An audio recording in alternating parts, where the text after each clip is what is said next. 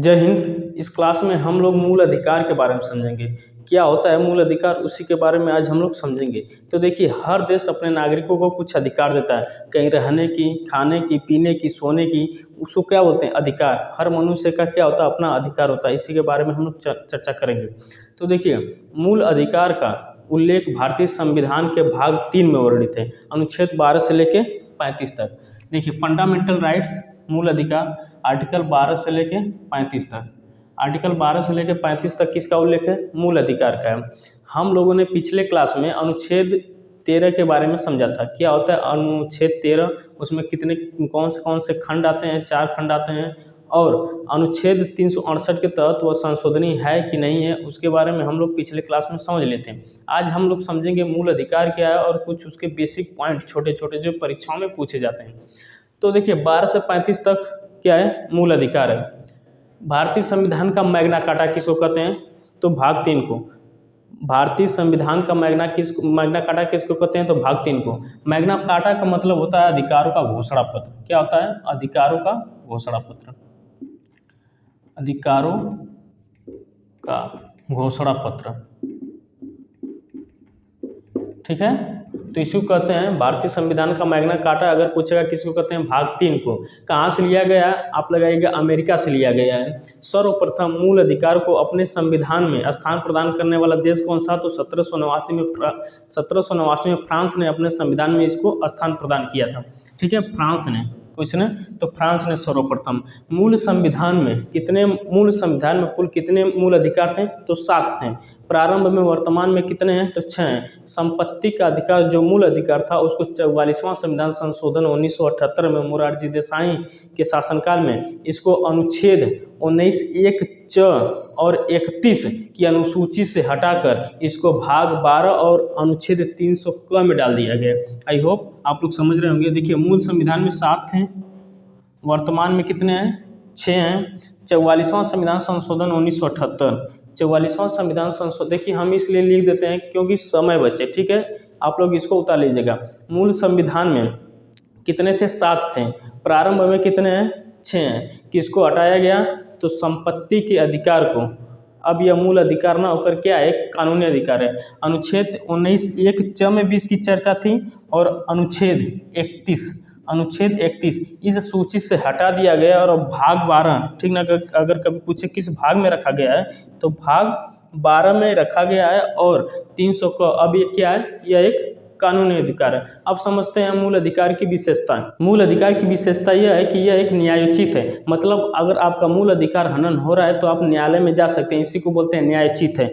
मूल अधिकार यानी कि फंडामेंटल राइट क्या है, न्यायोचित है, यानी कि supreme court and high court जा सकते हैं, ठीक, जा सकते हैं। अगर आपका मूल अधिकार हनन हो रहा है, हनन कैसे होगा, पता चला आप रात में सोए हैं और कोनो रतिया का डीजे 12 बजे रतिया कोनो डीजे बजा रहा है, तो आपका अधिकार हनन हो रहा है। सोने का अधिकार भी सुप्रीम कोर्ट ने माना है कि यह मूल अधिकार के ही अंतर्गत आता है। तो आपका अधिकार हनन हो रहा है, आप कोर्ट जा सकते हैं, ठीक। दूसरा, सुप्रीम कोर्ट द्वारा इसे गारंटी व सुरक्षा प्रदान है।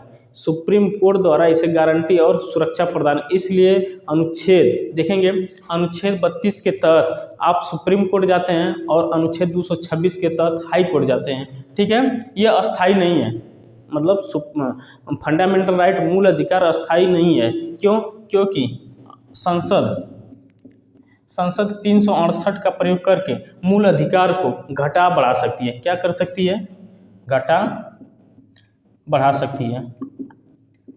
ऐसा हुआ भी है, ठीक, क्योंकि संपत्ति का अधिकार को निकाल दिया तो घट गया। और शिक्षा का अधिकार जो 86वां संविधान संशोधन 21 क में जोड़ा गया था, उसको हमारा मूल अधिकार एक बढ़ा कि नहीं, तो वही कह रहा है कि यह एक क्या है, स्थायी नहीं है, यानी कि अस्थायी है। इसको संसद 368 का प्रयोग कर घटा बढ़ा सकती है। राष्ट्रीय आपातकाल के समय अनुच्छेद 20 से 21 को छोड़कर राष्ट्रपति बाकी सभी मूल अधिकार को निलंबित कर सकता है, निलंबित किया जा सकता है, निलंबित किया जा सकता है। यानी कि जब राष्ट्रीय आपात अनुच्छेद 352 का प्रयोग देश में होगा तो 20 से 21 को छोड़कर राष्ट्रपति जितने में मूल अधिकार उसको निलंबित कर सकता है। हमारे कौन कौन से मूल अधिकार हैं, आइए उसके बारे में समझते हैं। पीछे हमने बताया कि हमारे मूल संविधान में 7 मूल अधिकार थे, वर्तमान में 6 मूल अधिकार है। कौन कौन से, आइए देखते हैं।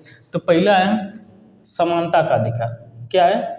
समानता का अधिकार, समानता, राइट टू इक्वलिटी, समानता का अधिकार। ये है 14 से लेके 18 तक। दूसरा है स्वतंत्रता का अधिकार। स्वतंत्रता का अधिकार।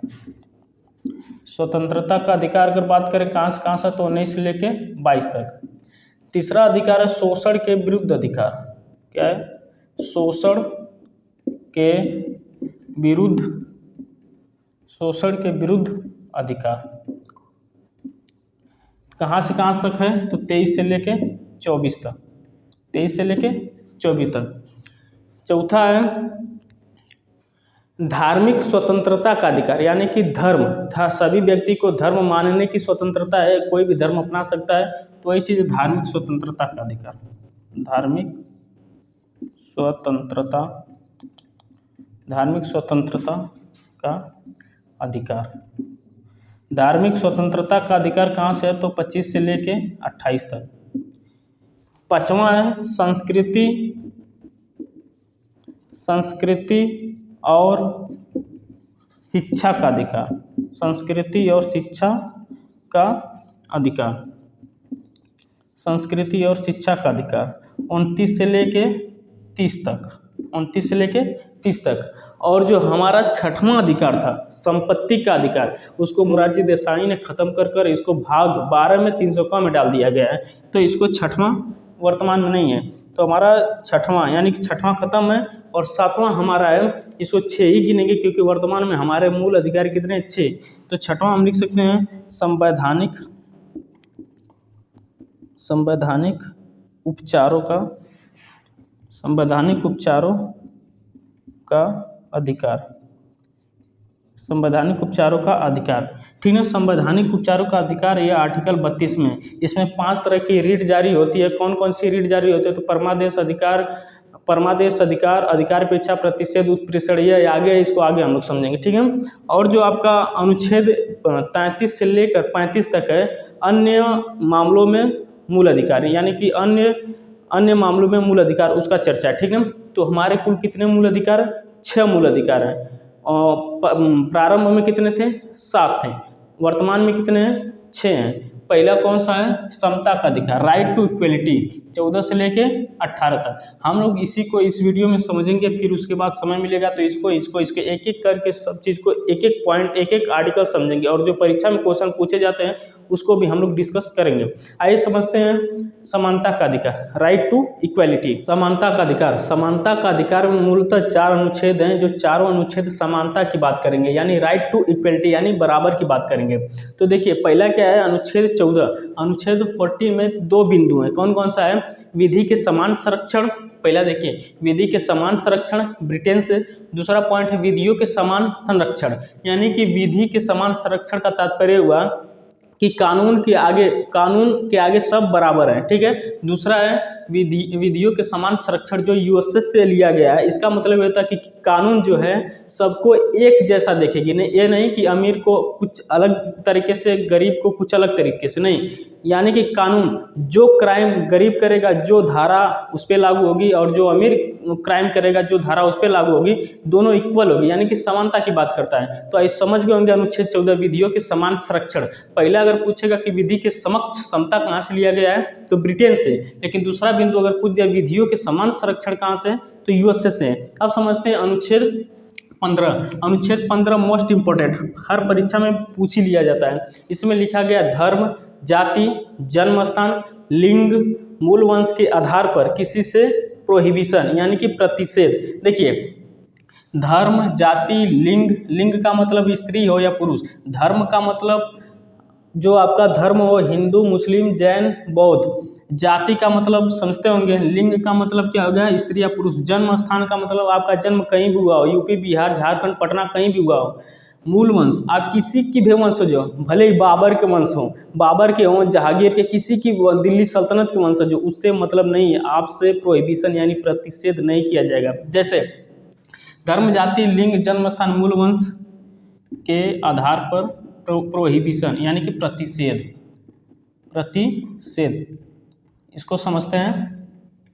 जैसे आप किसी शैक्षिक संस्थान में गए, सपोज दैट आप किसी कॉलेज या यूनिवर्सिटी में गए और आपका जन्म बिहार में हुआ हो, कहाँ पे हुआ हो, बिहार में, और आप गए दिल्ली में पढ़ने, तो वहाँ के टीचर या वहाँ के अध्यापक आपसे प्रतिषेध या आपको रोकेंगे नहीं, क्योंकि अनुच्छेद 15 में लिखा ही गया है कि धर्म, जाति, जन्म स्थान, मूल वंश के आधार पर किसी को भी किसी शैक्षिक संस्था में रोका नहीं जाएगा, यानी उसका प्रतिषेध। ठीक, समझ गए होंगे। अब समझते हैं अनुच्छेद 16 क्या बात करता है। अनुच्छेद 16, लेकिन इसका कहीं आप इसका एक अपवाद भी देख सकते हैं इसको, जैसे जन्म स्थान का एक अपवाद भी देख सकते हैं। जैसे हमारे अनुच्छेद 15 में यह कहीं नहीं लिखा गया है कि निवासी के आधार पर प्रतिषेध, मतलब आप कहाँ के निवासी हैं यह नहीं लिखा गया है। अगर राज्य सरकार चाहे तो अपने विधानमंडल में यह संशोधन कर सकती है कि जो किसी कॉलेज या यूनिवर्सिटी में कि जो राज्य का निवासी होंगे उसको अलग से ट्रीट किया जाएगा और जो बाहरी निवासी हैं उनको अलग से ट्रीट किया जाएगा। तो यह एक थोड़ा सा छोटा सा क्या है, अपवाद है। ठीक है, तो अनुच्छेद 15 समझ गए होंगे। अनुच्छेद 16 क्या है, लोक नियोजन के विषय में अवसर की समानता, यानी कि एम्प्लॉयमेंट। लोक नियोजन के विषय में अवसर की समानता से तात्पर्य है कि राज्य जो है नागरिकों को समान रूप से क्या अवसर प्रदान करेगी, जैसे नौकरियों में, शैक्षिक संस्थाओं में समान रूप से अवसर प्रदान करेगी। ठीक ना, उसमें कोई भेदभाव नहीं किया जाएगा, ना ही उसमें डिस्क्रिमिनेशन किया जाएगा। अनुच्छेद 17 क्या है, अस्पृश्यता का अंत। क्या है, अस्पृश्यता का अंत। अस्पृश्यता का अंत से तात्पर्य ये हुआ कि कोई भी व्यक्ति किसी भी व्यक्ति से छुआछूत, यहाँ पे लिख सकते हैं पोस्ट में छुआछूत, कोई भी व्यक्ति किसी भी व्यक्ति से घृणा नहीं रख सकता। यदि वह ऐसा करता है तो वह दंडनीय है, वह क्राइम कर रहा है, वह अपराध है, उसके खिलाफ FIR मुकदमा दायर हो सकता है। समझ गए, अस्पृश्यता का अंत, इसको खत्म किया गया है। चौथा है उपाधियों का, ठीक ना। उपाधि का क्या मतलब है, अनुच्छेद 18 में किसकी चर्चा है, उपाधियों का।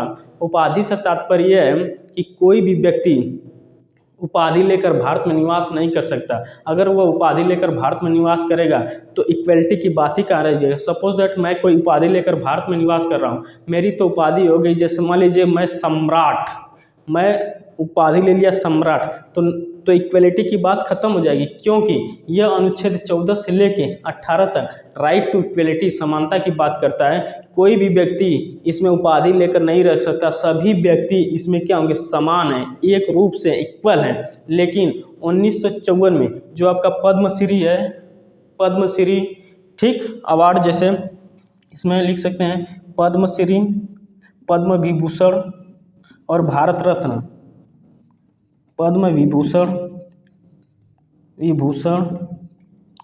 और एक भारत रत्न, अब पद्म भूषण, ठीक है, पद्मश्री, पद्म विभूषण, पद्म भूषण, ये सब क्या है, यह सब उपाधि न होकर सुप्रीम कोर्ट ने इसको अवार्ड, पुरस्कार माना, और साथ ही ये भी कहा कोई भी व्यक्ति यह अवार्ड लेकर अपने आगे प्रत्यय या उपसर्ग नहीं लगा सकता। जैसे किसी भी व्यक्ति को अगर उपाधि मिल गई, ठीक ना, भारत रत्न की, तो वह अपने आगे या पीछे या नहीं लगा। मान लीजिए किसी का नाम, जैसे सचिन तेंदुलकर को भारत रत्न दिया गया है, अब उसके आगे मतलब आगे या नहीं लगा सकता भारत रत्न सचिन, या पीछे भी नहीं लगाया जा सकता कि सचिन तेंदुलकर भारत रत्न, ऐसा नहीं होगा, क्योंकि यह राइट टू इक्वालिटी का क्या है, प्रोहिबिशन, राइट टू इक्वालिटी का क्या है, उल्लंघन है।